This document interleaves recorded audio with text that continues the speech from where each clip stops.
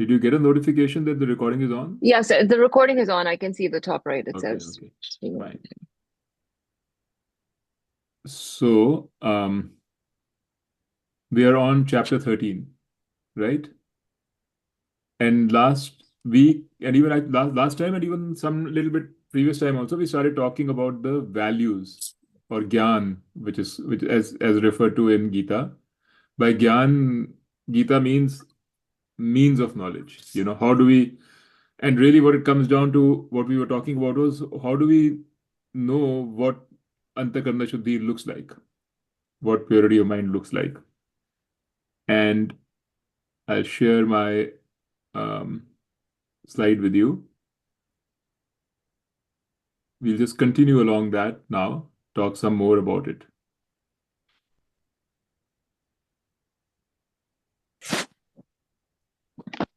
You guys can see it, right? Yeah. Perfect.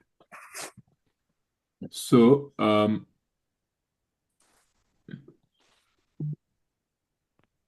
I don't know why I'm getting all these. Yeah. So we talked about this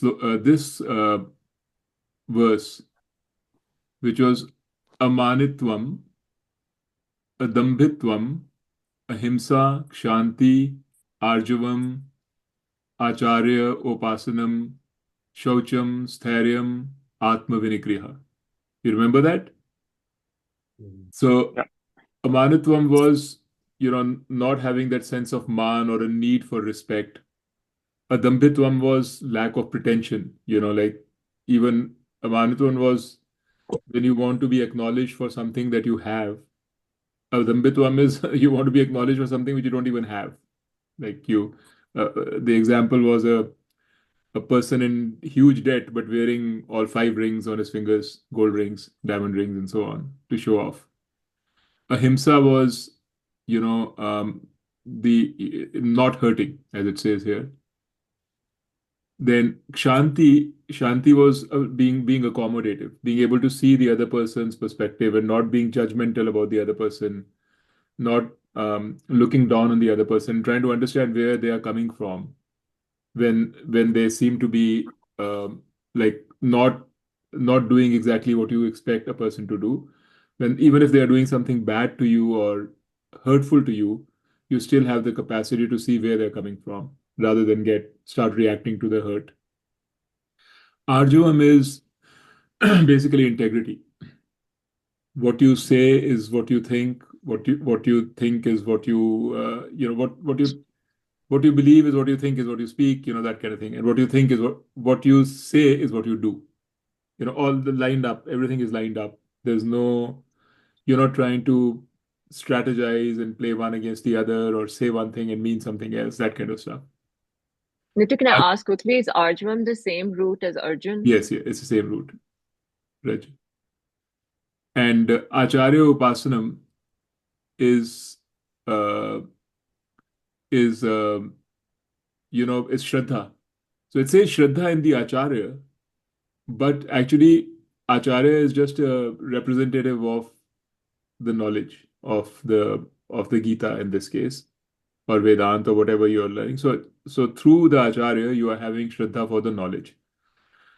But so you sort of you provide to the Acharya the same Shraddha that you have actually for knowledge, for the teaching. Shaucham is purity, inner and outer purity.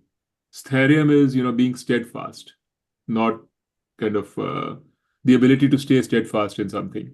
In this particular case, not saying, okay, one day you say, I want to study, and then another day you say, no, no, forget it. I just want to go ahead with my life. And then after 2 months again, you say, hey, I want to study, that kind of thing. So there's some steadfastness. And Atma Vinigraha is some degree of control over the mind, over yourself. So these are the lakshanas of indications of a person who has Antahkarana Shuddhi. And then he goes on to the next one after this. He continues. He says, Indriyartheshu Vairagyam. Indriyartheshu means the earth of the indriya, that means the objects, the sense objects, not the senses themselves, but the objects which are seen by the senses. So the objects of the world that we love and that we see around us and so on, vairagyam towards them. Anahankara evacha. So anahankara means lack of pride in this particular case. Janma mrityu jara vyadhi dukha sukha dosha darshanam. So this whole thing is about Vairagya. This whole verse is about Vairagya. And he's saying in a way that Vairagya means being able to understand uh, the Janma Mrityu Jara. Janma, the pain of birth, death, old age, and disease. Vyadhi is disease. उनका दुख और सुख ठीक तरह से अनुदर्शनम, मतलब you see it very well, the dukh and sukh of these things. So, in other words, basically what the Swamiji describes it, he said not forgetting, understanding the limitations of these things. So when you understand the limitations of sukh and dukh, which is given by all these things, you start developing vairagya towards it. So it's not that you want to run away from life or from janma, mrityu, vyadhi. These are part of life. But you at least understand their limitations, the fact that they cause pain. And if you're able to see that very, very clearly, that further promotes your vairagya. So that's what we find, when we have disease, we start getting more and more vairagya. When we have pain, we start getting vairagya. There's a very interesting sort of an analogy in one of the Upanishads where they talk about two birds.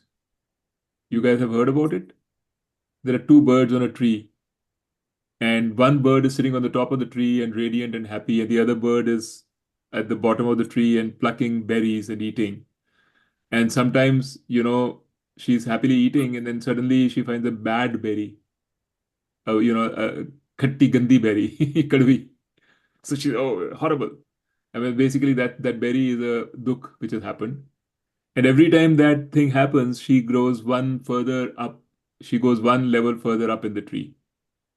That means she's getting closer and closer to that other bird which is sitting on top. Basically, what it's trying to say is that dukh,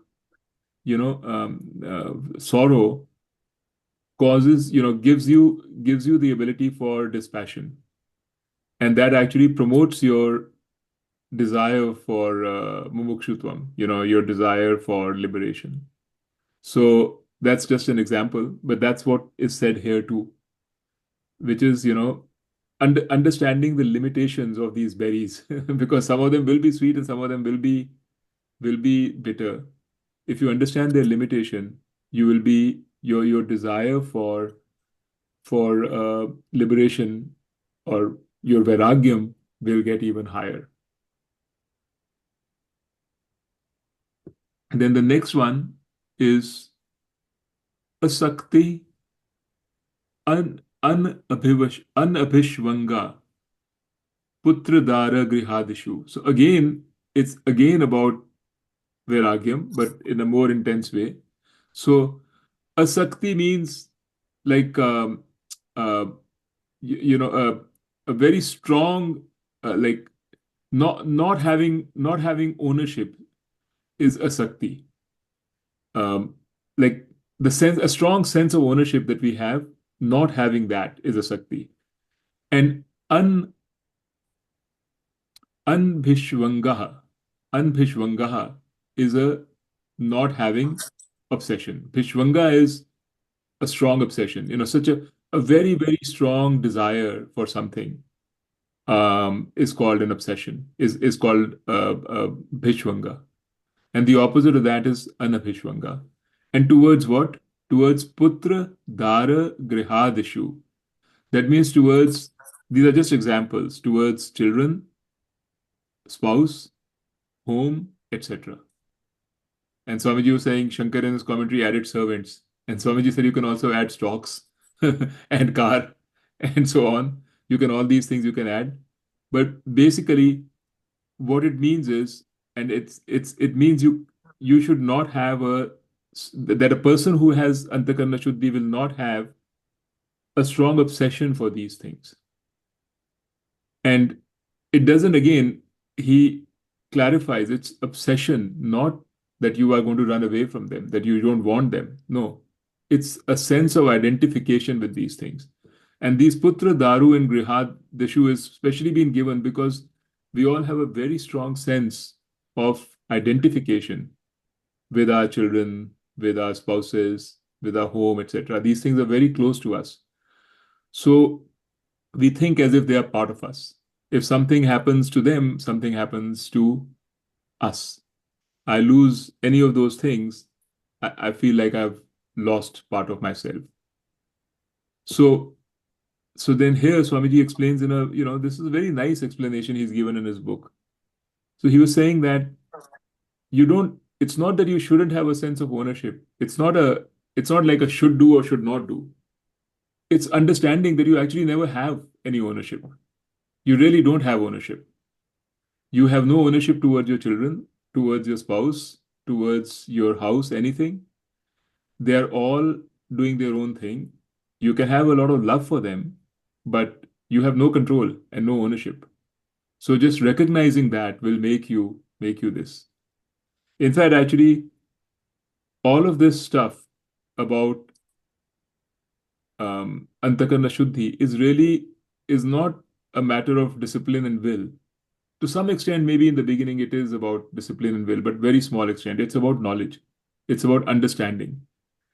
Because Vairagyam, for example, doesn't mean that I'm going to walk away from objects because I should have Vairagya towards them.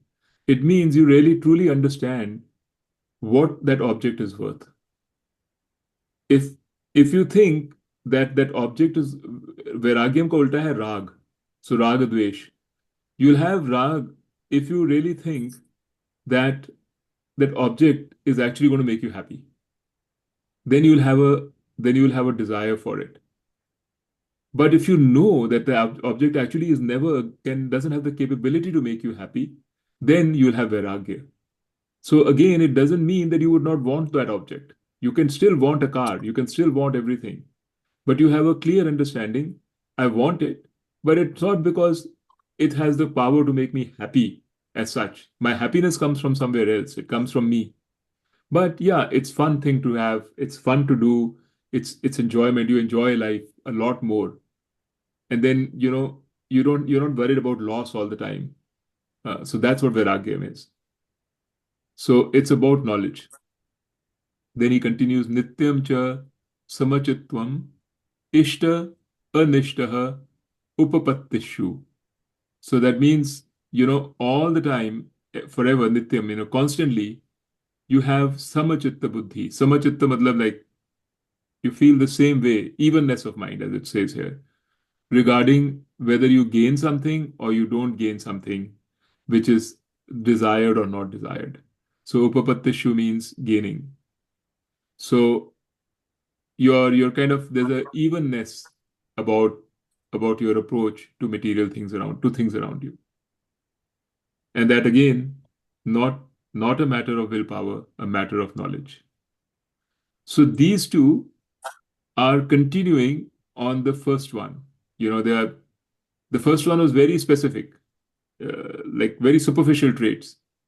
Then he went a little deeper and started talking a little bit about vairagyam, like what is the basis, what's the basis for those things on the so far pehle wali thi. Where do they come from? So underlying them is vairagyam. Then he goes even further. Now he starts talking about bhakti, and uh, and that this is really interesting too. So far, any questions? Are we'll have. I want to go through this quickly, and then we will just put this aside and discuss, because really this needs to be discussed. So I just right now my objective is just to give you a sense of what is in here. Okay, not so much critical analysis, which we'll do together. Is that okay? Yeah. I'll keep talking then. So this one now, he says, the 10th one, 13.10, he's saying, Mai chananya yogena bhaktir avyabhicharini. So in me, in God or in Ishwar, and in nobody else, you have bhakti, which he says is avyabhicharini. That means it is like um, never unswerving, an unswerving bhakti. Like it's it is not wandering. It's not like one day I have it and another day I don't have it. So you have a constantly you keep your mind in me. And he says in me, but by that he means in Ishwar. Ishwar doesn't mean a person. The Ishwar can mean a person if you want it to, but Ishwar really means the intelligence which is running this world. So be aware of it at all times. And what that does is it takes away your sense of pride. It takes away your ahamkar. Um, because you're aware at all times that what is the balance of power here? Who's actually controlling? Who's actually doing what? Otherwise, if you don't keep yourself aware of that, then you keep thinking, I'm the one who's doing everything. You have this sense of doership, a strong sense of doership, and that leads to ahamkar. So he's saying if you keep this in mind, that there is this universe around you which is intelligent, which you call Ishwar, which is much more powerful and dictates your life much more than you, then your ahamkar will be reduced. Then he says another interesting uh, sort of set of qualities. He says Vivikta Desha Sevitvam and Arati Arati Jana Sansadi. So Vivikta Desha Sevitvam means Vivikta Desha Sevitvam means like Vivikta means a safe place. So you want to retire to a safe place, which is another way of saying you want to contemplate. There's a desire to contemplate. Just go sit down somewhere quietly and contemplate, somewhere safe. So in Shankar's Bhashyam, he's saying, that's why you don't want to go into the jungle where there are wild animals because that you can't contemplate there. You'll be always scared if somebody is going to come and hurt you. But but you can contemplate in a safe place, maybe in your room somewhere in a corner. And then Arati Jana Samsadi. That means Arati means lack of desire, lack of strong desire, lack of longing, actually. That's the right word. For Jana Sansadi, that means for people. So this again is very interesting. What you will find is that as you sort of get deeper and deeper into this, your desire to meet with people is going to reduce. It's not like everybody, but to meet with people to do the kind of things we used to do before. Let's go have drinking together, let's socialize, let's kind of let's chat, let's have a bull session, gossip. Those things will come down. It's exactly this. It's just another aspect of Vivikta Desha Sevitvam. In other words, you don't want to spend your time in pursuits which you don't think are useful to your um, to your desire for moksha or to your mumukshutvam. On the other hand, you will want to spend more time with people who are of the similar nature as yours. That's called satsang. So you'd like to spend more time and talk to people who are also seekers for pursuing the same thing that you're pursuing. This is now all of them were so and it's just kind of going at different levels, but he's talking about all of these are gyan. All of these are gyan. Gyan means the path to the means of knowledge. Now then he starts talking about what exactly is, like he even one level deeper. So he says Adhyatma Gyana. Adhyatma Gyan means self-knowledge. Nityatvam, having a desire for self-knowledge, having this self-knowledge all the time, constantly. Tattva Gyana, Tattva Gyanartha Darshanam. So these two are very meaningful words. So Adhyatma Jnanam Nityatvam means having a desire, having self-knowledge, the capacity for self-knowledge. This one means Tattva Jnana Darshanam means Tattva Jnana means literally another word for self-knowledge. Artha, that means it's it's benefits. Why am I doing it? What's the earth of it? Darshanam, having a clear sight of that. So when you have a clear sight of the advantage of having self-knowledge, when you know what's the business case, why am I doing this thing? Why do I want self-knowledge? That clear clarity of mind leads to mumukshutvam. This is another name for mumukshutvam. So mumukshutvam comes hand in hand with uh, meaning mumukshutvam is a desire for liberation. It comes hand in hand with a clear understanding of the benefits of liberation. Like, why am I doing this? So this is also a lakshana of someone who is on this path.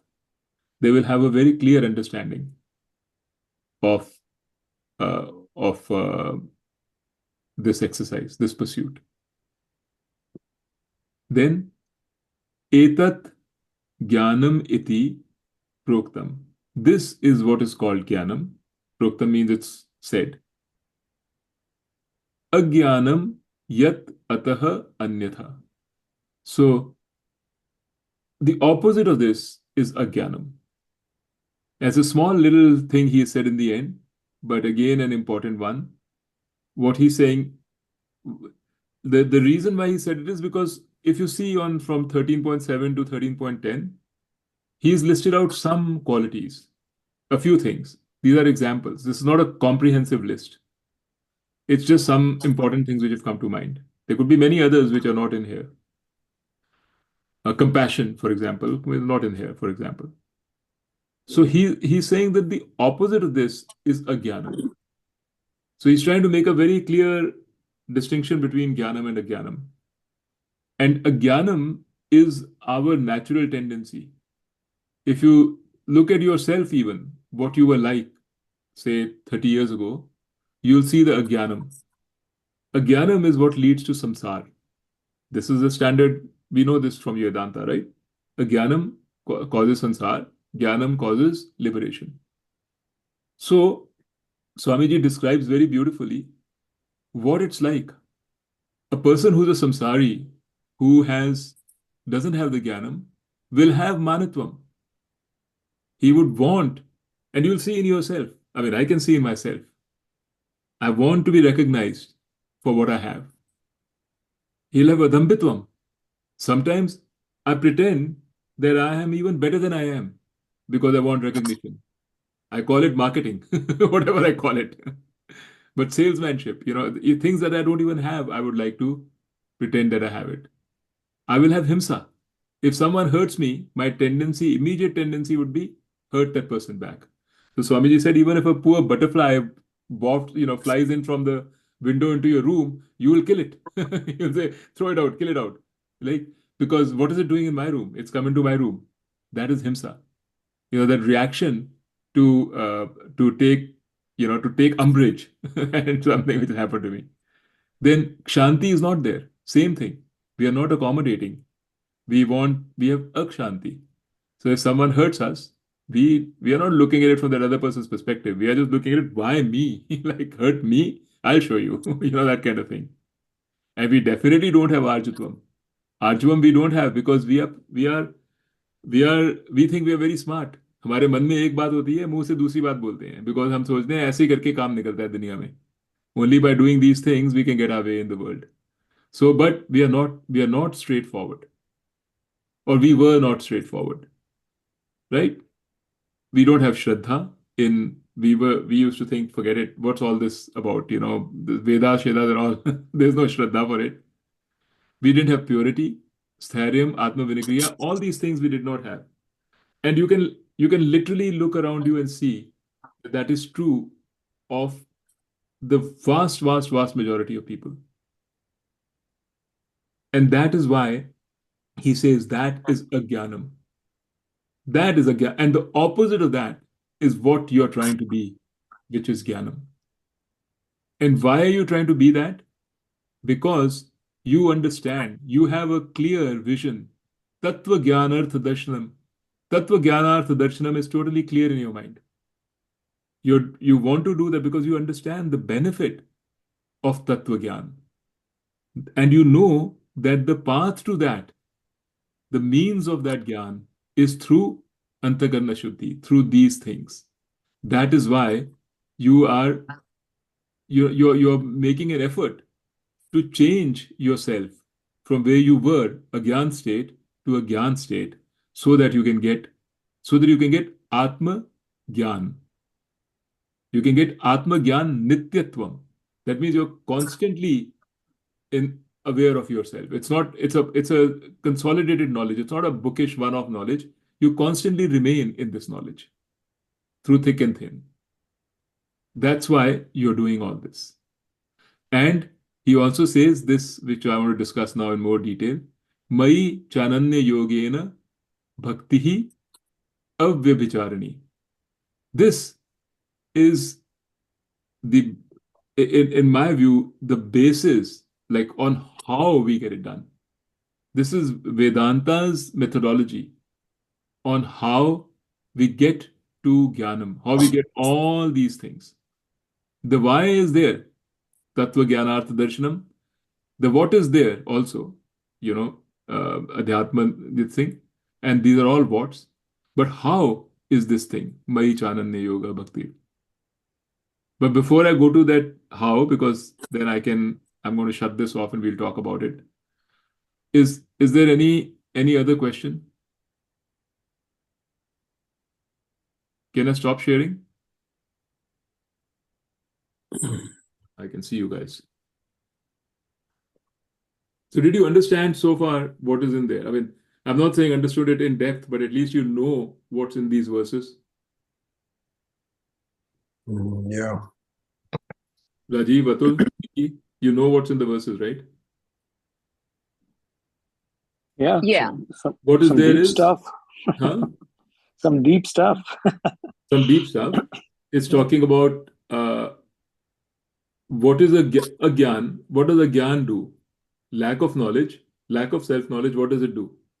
It causes Amanitvam, Adambhitvam, all those things, Ahimsa. What's the way to knowledge? Is to step away from those things and go towards Adambhitvam, Amanitvam, etc. Why? Because you understand the Tat, Gyana, Artha, Darshanam. You understand the benefits of self-knowledge, right? And the benefit of the self-knowledge is happiness. That's the benefit of self-knowledge. Contentment, peace.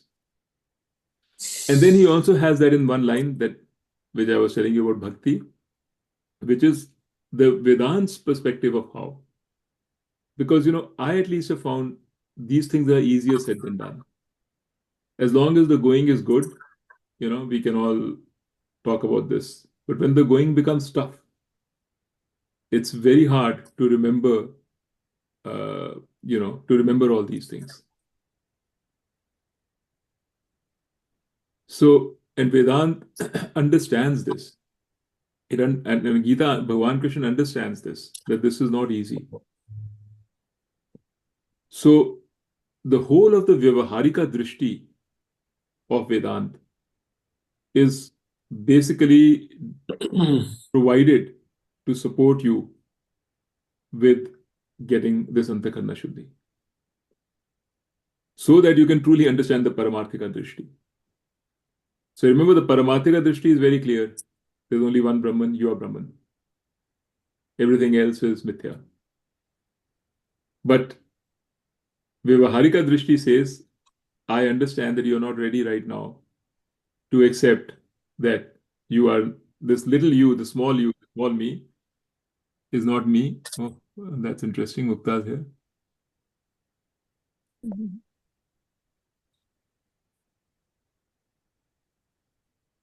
So the small me is not me. I'm the big me. I understand it's not possible to do. So therefore, there's a Vyavaharika Drishti. Hi, Mukta. Hi. How are Hi, you? Mukta. Welcome. Nice to I'm see good. you. You carry on, please carry on. No, that's good. I'm glad you were able to join. So right now we went through let me just quickly show you. It'll take 2 minutes, doesn't matter.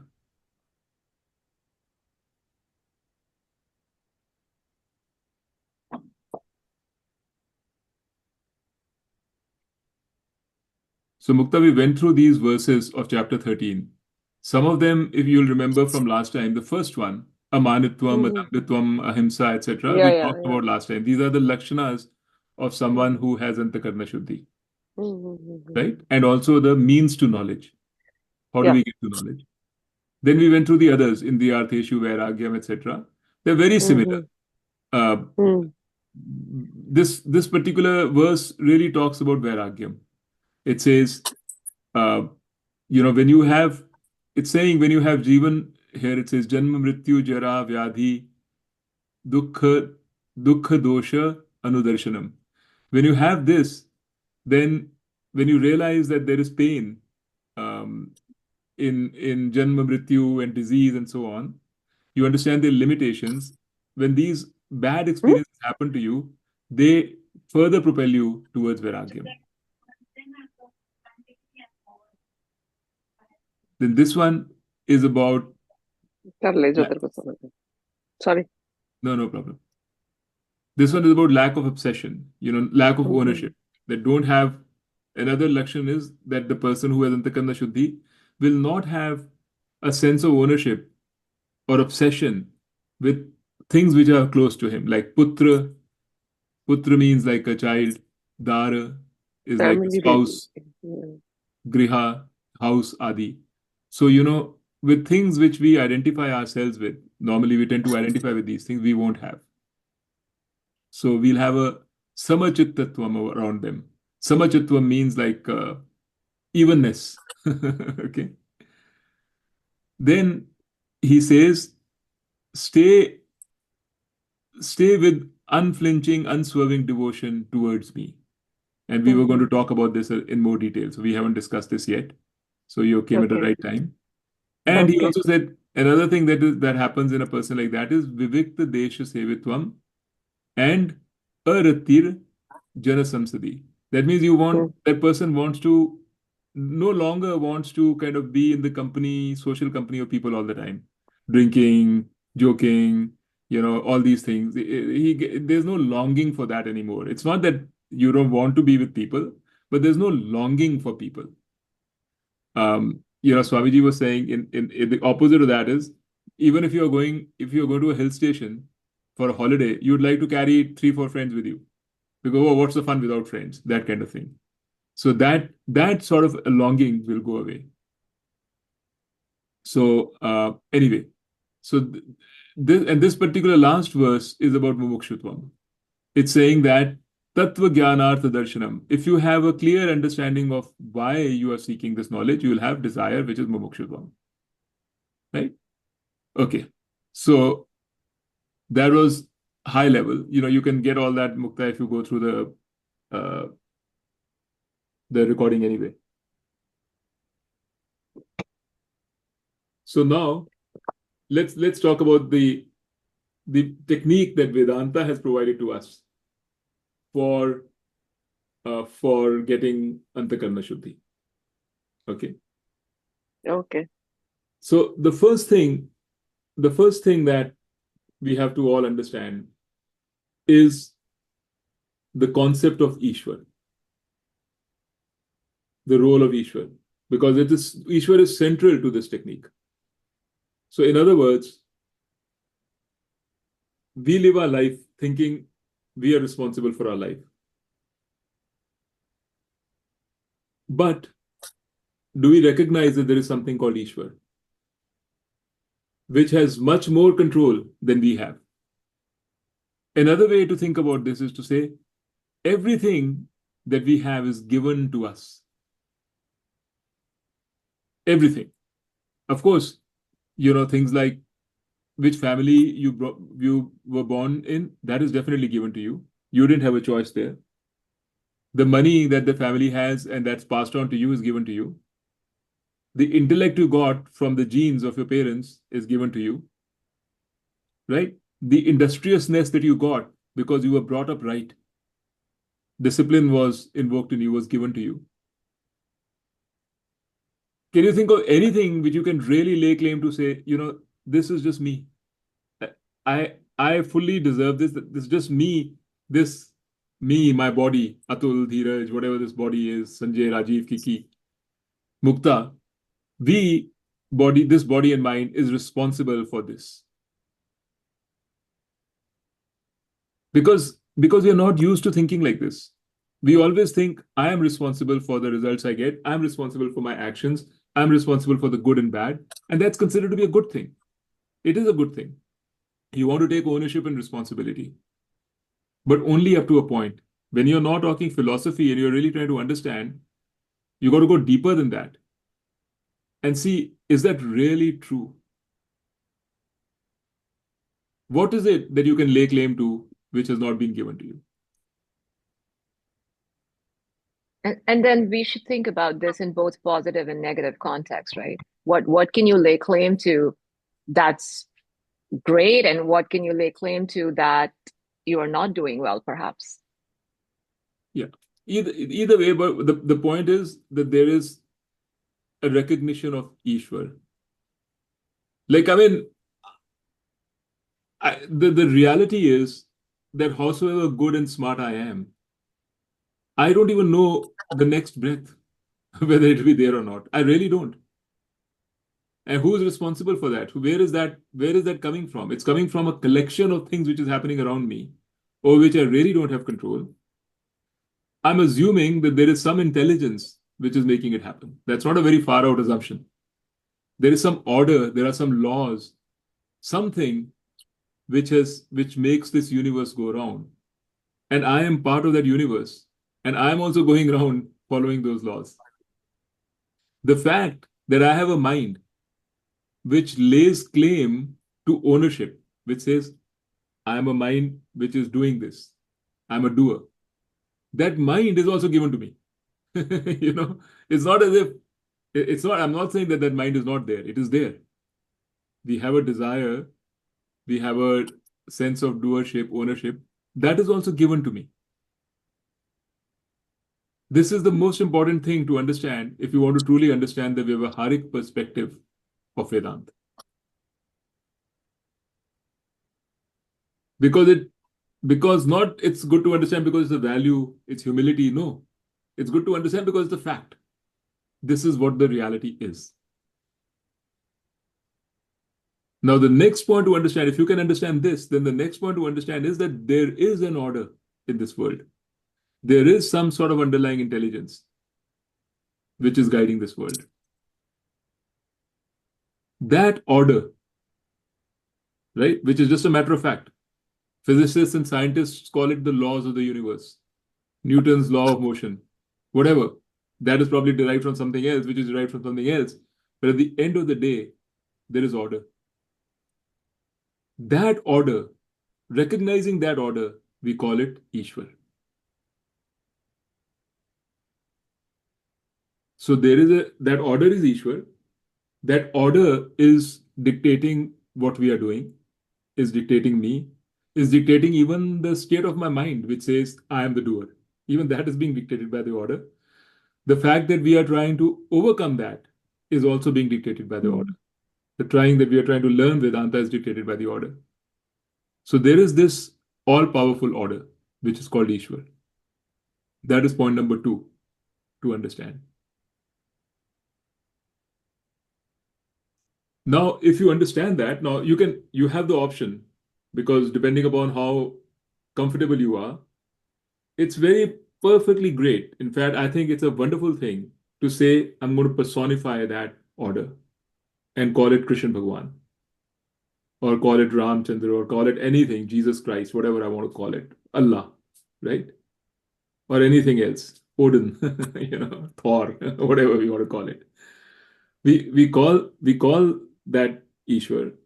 And then I'm saying, I don't want to go through this whole thing again and again. It's complicated. I'm trying to build a relationship with that God. And let me have a transaction with that God. From an emotional perspective, because we are humans and emotional people, this is an easy thing to do, much easier thing to do. Especially because we are committed to this feeling of I am this body and this mind. I'm a separate me. We are committed to this feeling of a separate me. So to say that I am part of this universe, of this Ishwar, and I'm being driven by this Ishwar is hard to understand initially. So then you just say, okay, there is an Ishwar, and I have a relationship with that Ishwar. That's a starting point. Now, the question is all these things about Karam Yoga. When you say, whatever I'm doing for Ishwar. Whatever phal I'm getting from Ishwar. It's a prasad from Ishwar. We call it an attitude. But really, is it an attitude or is it just an understanding of a fact of life? Like, can it be any different? If I think that it is not, that's my ego coming in. That's my ignorance coming in. To say that everything I'm getting is not a prasad from Ishwar, is not is just pure ignorance. There's no attitude here. Or to say that everything I'm doing is a contribution into a whole lot of activities of Ishwar, right, is also just a matter of fact. There's no attitude. So when we say Karam Yogi and not a Karam Yogi, we are talking about a Gyani and not a Gyani. It's just as simple as that. In fact, in Vedant, Karam Yoga is called Buddhi Yoga. I mean, in Gita, it's an understanding. Now, till such time that we have a proper understanding, we say, okay, it's a devotion. We say it's attitude. We say it's I'm going to because I don't have the ability to understand this all the time on a day-to-day transactional basis. It's just easier to say there's this all-powerful God, and I'm going to rely on this God. And we because right now we can understand it, but when tough times come, it's very hard to understand this, to go through this process. And when the tough time comes, then my only concern is how to take care of this little me. At that time, remembering that there is Ishwar as a personification, some other Ishwar, and you have a relationship with that Ishwar, and you can pray to that Ishwar, and you can do all those things to the Ishwar, is a very good sort of first step at the very basic level. But this understanding is what's called the Vyavaharika vision of Vedanta. And everything else flows from this vision. That's why Karam Yoga. That's why Bhakti. That's why all these things. Right? Because they're all trying to give you that particular knowledge of your limitations so that you can develop Antahkarana Shuddhi. So that, you can understand the Paramarthic vision a little bit better.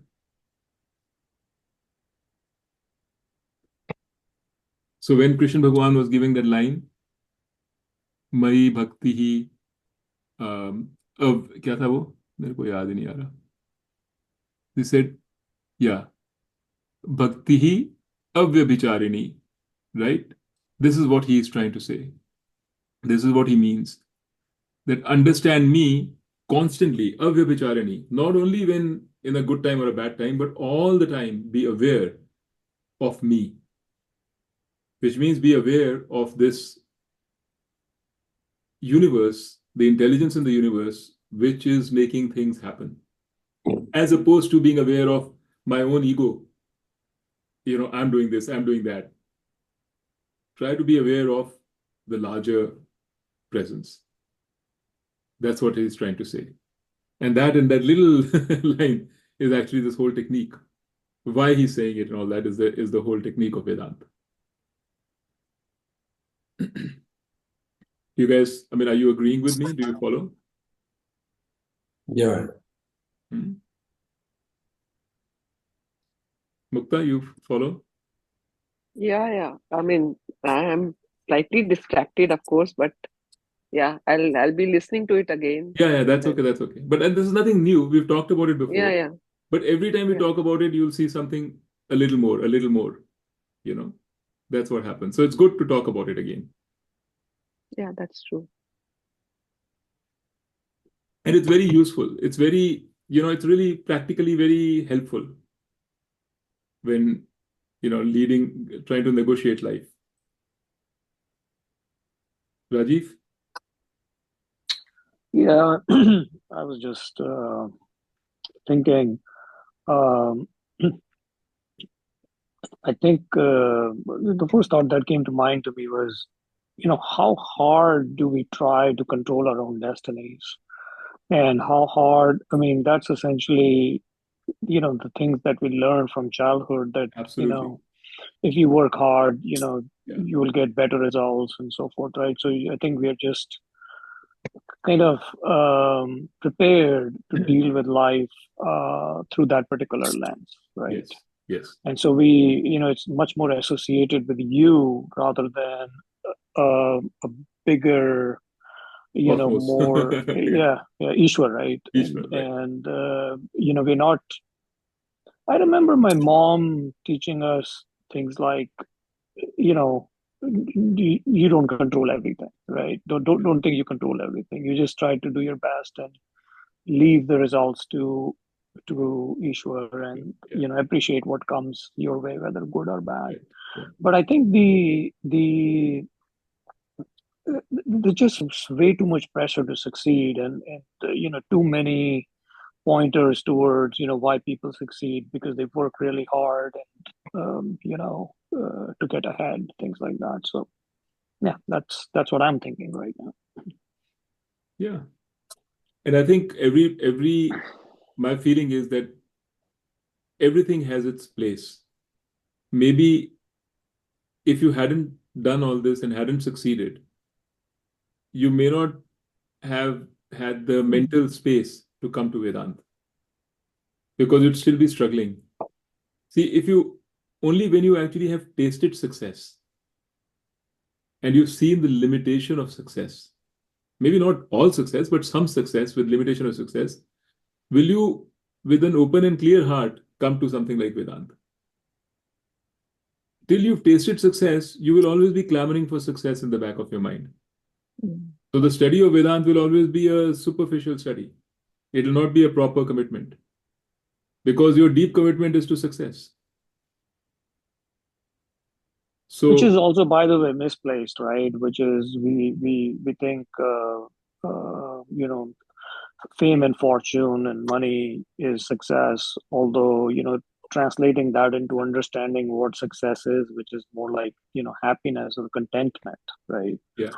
I That's meant the former. I meant the success of fame and happiness, which is yeah, I good, know, right? but that's the thing you also recognize, right? And sometimes you have to fail a few times to really recognize that. Yes, exactly. Yeah, you have to fail the janma mrityu vyadhi, right? All the thing dukha anudarshanam that he was talking about. That's what it is. You have to actually experience the bitterness of failure, even the bitterness of success, because success is followed by failure. When you experience that, having experienced success and having experienced the limitation of success a number of times is the first readiness for something like Vedanta, is the first step. Because so you do that, then you have a desire to you say, this is not working out. Maybe there is something more. Maybe there is something to this Vedanta thing. And then you go deeper into it, and then you start developing all these because that gives you, once you have it says like, once you have the clarity of the Tattva Jnanarth Darshanam, like if you have the clarity of this is what he said, of the fruits, why am I doing this? Then that becomes the motive power for getting all these qualities, Anamitvam, etc. Right? Atul, any thoughts? Nothing other than, I was kind of feeling aligned with what Rajiv was saying, both points about I mean, the first part that he said, I put that as lady luck, that when success happens, we are not very good at acknowledging that certain things happen out of luck, Right. beyond our control, on the good side also. Right. But I think the question that pops into my head is that when you say that you have to have a certain level of success before you are ready for Vedanta, one can argue that some level of success in an objective sense exists pretty early. I mean, when we graduated from our respective colleges, That's success. for the most part, for most of the world, we were successful. So I'm not sure if that's even a necessary condition.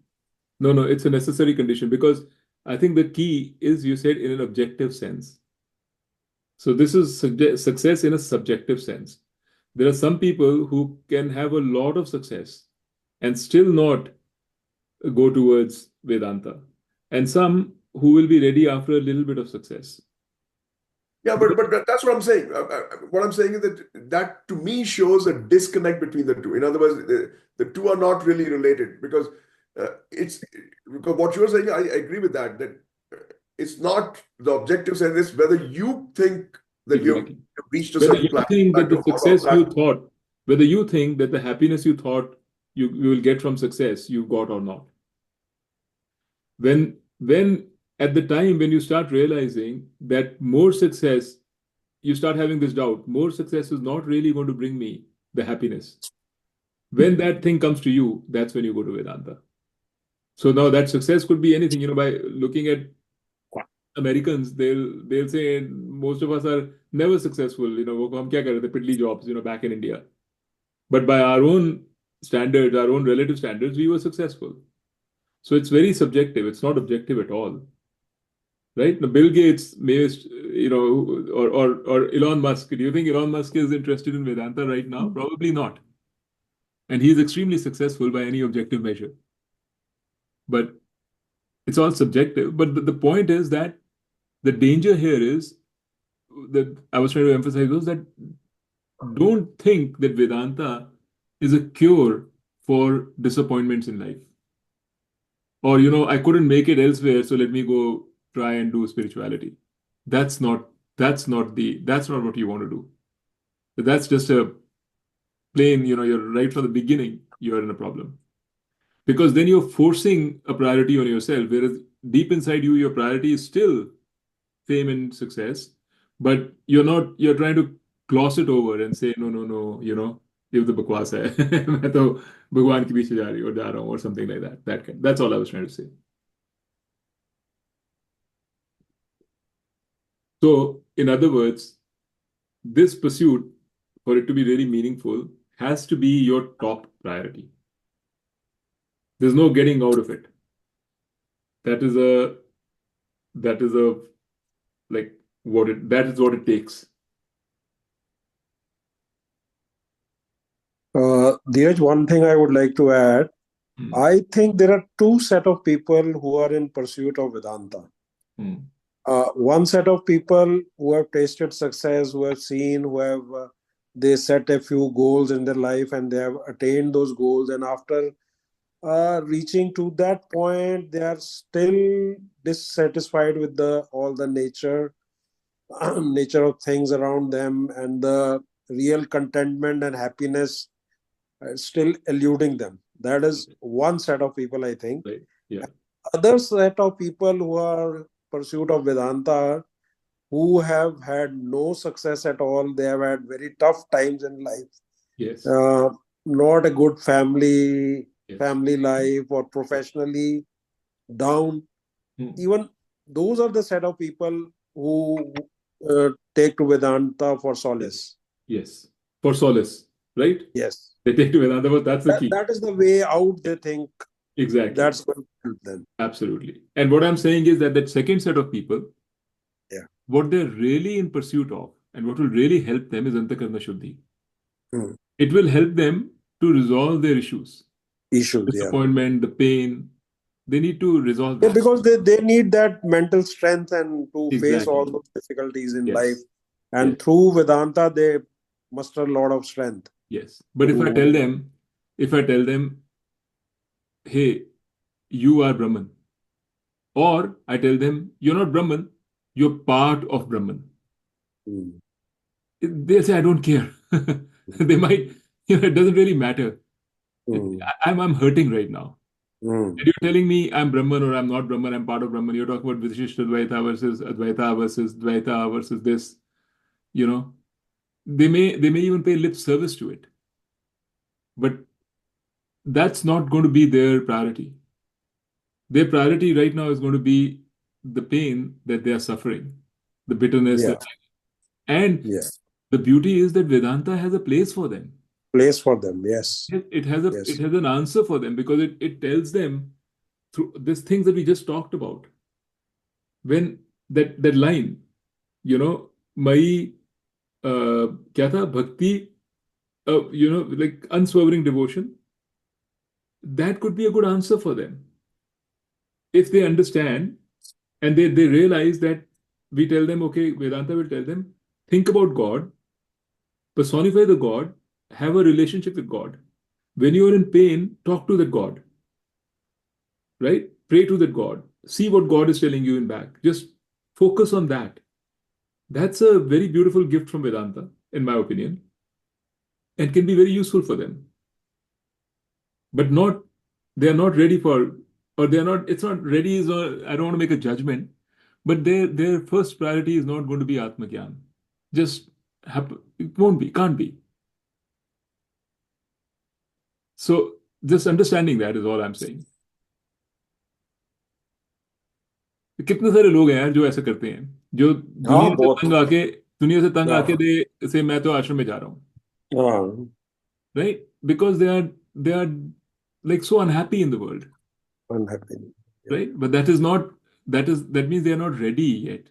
They are not ready for the world. How can they be ready for Vedanta? First, you have to be ready for the world. Then you have to be able to be relatively successful in the world. Then you can say, I'm ready for Vedanta. And then you can go after Vedanta. I mean, the true Vedanta meaning Atma Gyan, if I'm going to relate Atma Gyan to Vedanta. Right? This is not a sort of a thing that you do. Okay, you see, in engineer, both so I'll be a sannyasi.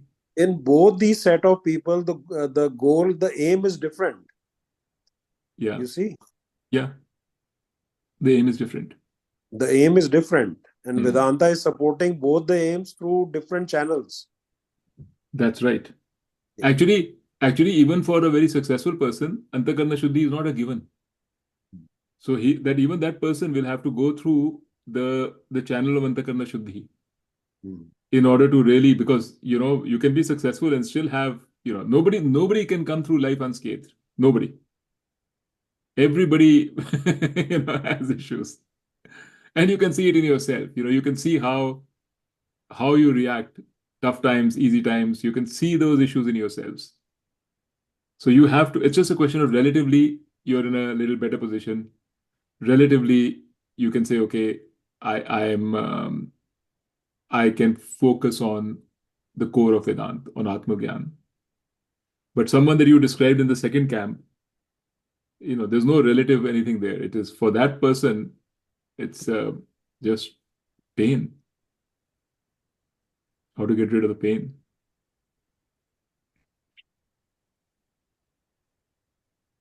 Nitu, can I ask something that's, it's familiar ground. I always have trouble with this, and I've covered this before.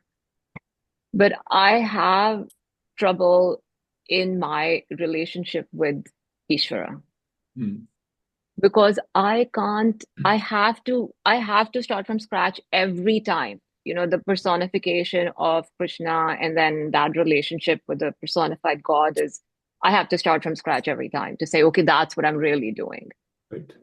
But then after that, even after I understand that it's that I am part of the system and I am, separating myself from the system in order to have a relationship with that personified system, then I don't understand why would bhakti come? To me, it seems like bhakti only comes into it as a result of my emotional need. Because if I really understand that there's an order and I am part of that order, then my emotional prayer or anything like that, how is that going to change any of it? Then don't, I mean, first of all, I don't think I think we misunderstand bhakti because we think bhakti means praying to God. Bhakti actually means devotion. That means a strong commitment. Like, for example, we had that example, remember we talked about Roger Federer. The tennis, yeah. Roger Federer is devoted to tennis. Is that bhakti? It is bhakti. Per Vedant, that is what bhakti is. Right? Or a dancer is devoted to his or her dance. Right? That's bhakti. If you're devoted to Vedanta, that's bhakti. So that is bhakti. That's what I mean by bhakti. That's what Vedanta. Yeah. Okay. As far as prayer and emotional need is concerned, that is completely personal. If you don't have that need and you can manage without it, that's great. But be objective and fair. Actually see what you should not do is to try and superimpose on your reality what you should be. You have an idea of what you should be. Right?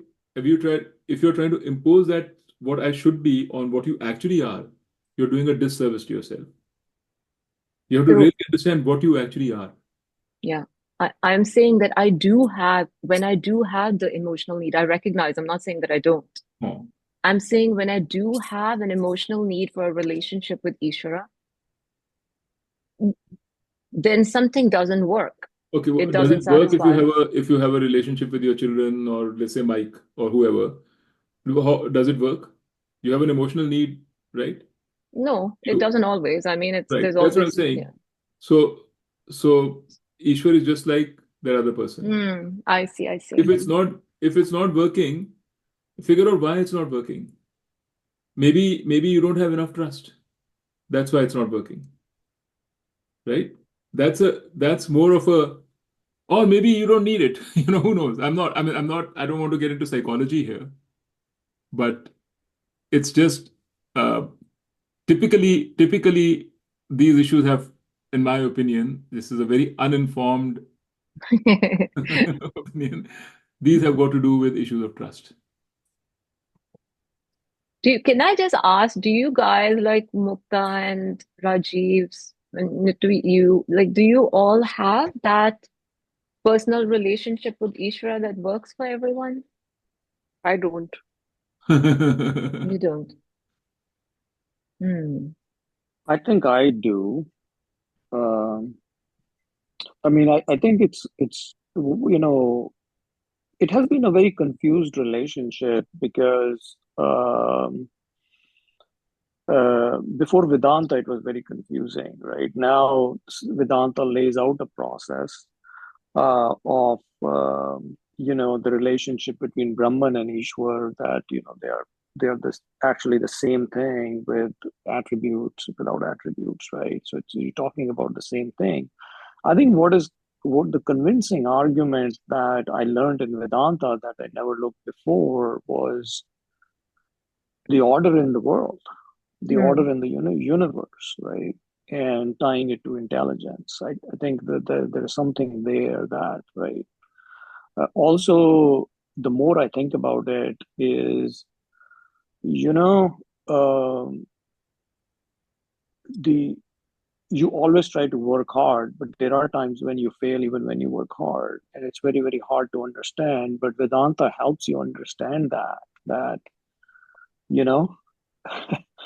sometimes you get dealt hard blows in life. And so just learn and move on. So anyway, that's my thought process, my reconciliation. Oh, that's helpful. That's good. What about the rest of you? Atul, Kiki, in the last 3-4 years, I have developed a very strong relationship with Ishvara. I try to give all the credit and discredit and everything. For every reasoning, I have one answer, कि जो कर रहा है भगवान कर रहा है. In the morning after my prayers, what I do is make him sit Ishwar on my shoulder. Oh, lovely. And continue imagining that he is sitting on my shoulder, and anything we are doing, he is guiding me to do. Wow. Good or Nice. bad, whatever happens. Sanjay, that's so nice. And he is looking at me all the time. You see, he is watching me all the time and guiding me also to do whatever. So, kai bari there are situations in which I have 2-3 choices, and Shelly asks me, "Have you taken a decision?" I have taken a decision. I say, "I'm waiting for the answer to come. I'll let The you nudge know." from the nudge from Ishwar. That's and it comes, and the It answer works for comes. you? Huh. Yeah, and I follow it with the heart and gives excellent results. You see, That's small great. things in life, small actions, that makes a huge difference on your behavior and your thought process. And But the all the answer comes for you, like you hear yeah, something in your mind. yes. You have to make a choice, no? Sometimes you have to make a choice. So the answer comes and I do it. So that way you try to make a relationship and be very friendly and pally with some supernatural forces, and you can feel it.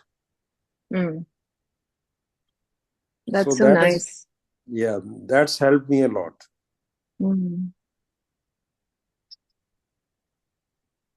Atul and Nittu, what do you guys think? Atul, you go first.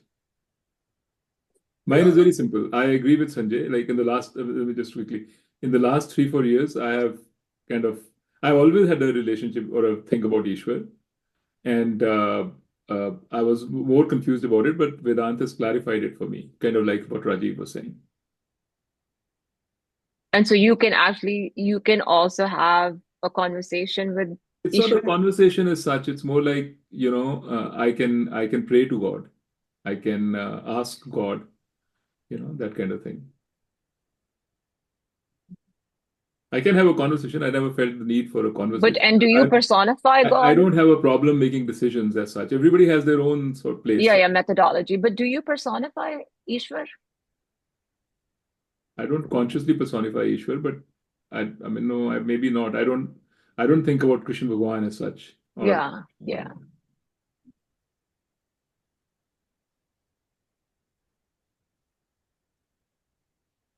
All eyes on you, Atul.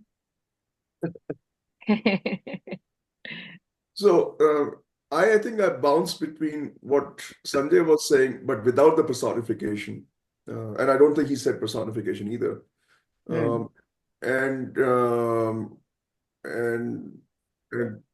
what are you talking about? Like relationship with who? So it's sort of those extremes. But if the question, if I were to step out of the question itself, and I think the way I would word my own answer without being too literal about the question would be that I try to focus on the journey as opposed to where we are headed. So for me, it's always incremental. Be in the present and keep doing what you set out to do, without really focus on कि क्या होगा, या is the destination any closer or not.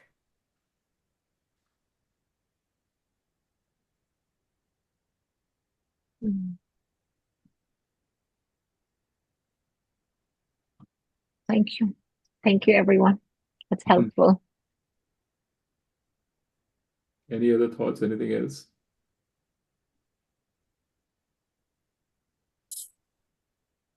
Next time we can move on to the next topic of chapter 13. a very, quite an involved chapter. Lots in there.